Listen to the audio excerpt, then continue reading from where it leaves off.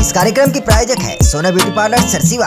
नमस्कार, बहुत स्वागत है ACN 24 न्यूज में। मैं हूं आपके साथ हेमंत। चलिए गौर करते हैं खबरों पर। एक और राज्य सरकार स्कूलों के युक्तियुक्तकरण को लेकर लगातार प्रक्रिया पूरी कर रही है, तो वहीं दूसरी ओर कांग्रेस ने इसे रोजगार और शिक्षा विरोधी कदम बताते हुए सरकार पर तीखा हमला बोला है।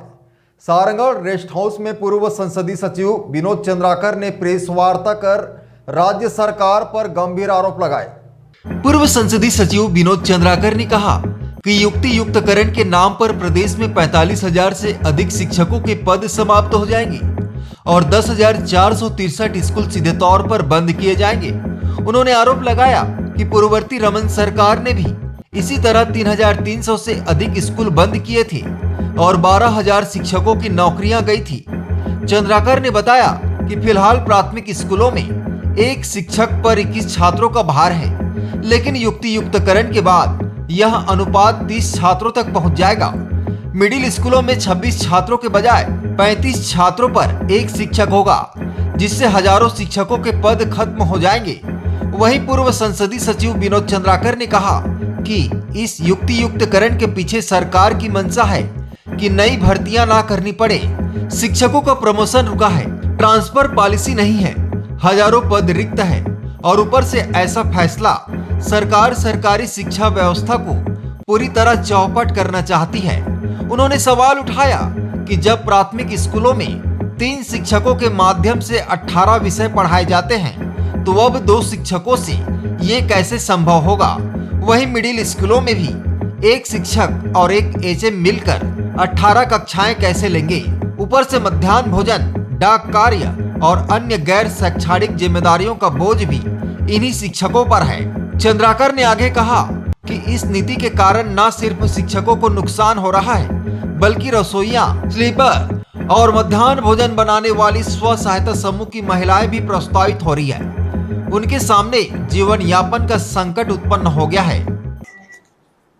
आज के इस जिला स्तरीय पत्रकार वार्ता में हम सबके बीच उपस्थित सम्माननीय विधायक उत्तरी जी, साथ ही जिला कांग्रेस कमेटी के अध्यक्ष ताराचंद देवांगन जी, साथ में दिनेश यदू जी और भरद्वाज जी, मालेकार जी, पूर्व जिला अध्यक्ष और मीडिया के सभी साथीगण, पत्रकार साथियों, जैसा कि आप सबको पता होगा कि प्रदेश में 10,463 स्कूल भाजपा सरकार बंद करने जा रही है, जिससे होना क्या है कि लगभग 45,000 शिक्षक हमारे इस युक्तिकरण से ये पद खत्म हो जाएंगे।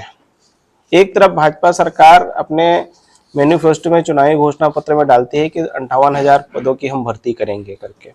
विधानसभा के दौरान शिक्षा मंत्री, तत्कालीन शिक्षा मंत्री बोलते हैं कि हम 35,000 पदों की भर्ती करेंगे शिक्षकों की करके।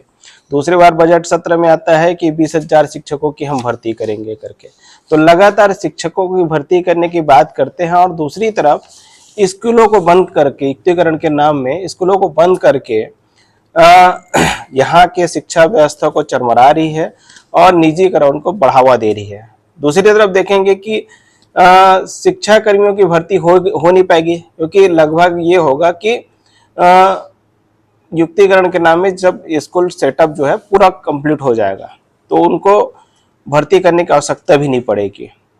और इस फैसले से हमारे जो मध्याह्न भोजन बनाने वाले लोग हैं या महिला स्व सहायता समूह के लोग हैं जो खाना बनाते हैं या सप्लाई करते हैं, और उस स्कूलों में जो स्वीपर हैं, वैसे बहुत सारे पद खाली हो जाएंगे।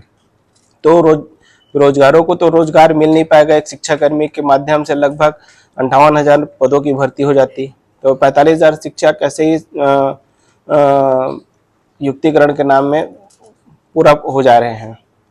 तो शिक्षकों की भर्ती भी नहीं हो पाएगी, तो उनका एक भर्ती करने की उनको जरूरत भी नहीं पड़ेगी। तो दूसरी तरफ हमारे और बहुत सारे जो पद खाली होंगे, तो निश्चित रूप से बेरोजगारी को यहाँ बढ़ावा दे रही है सरकार। पिछले समय भी अपन देखते हैं कि रमन सरकार के समय में 330 से अधिक स्कूल, 3,300 से अधिक स्कूल पिछले समय उनके सरकार में बंद हुए थे।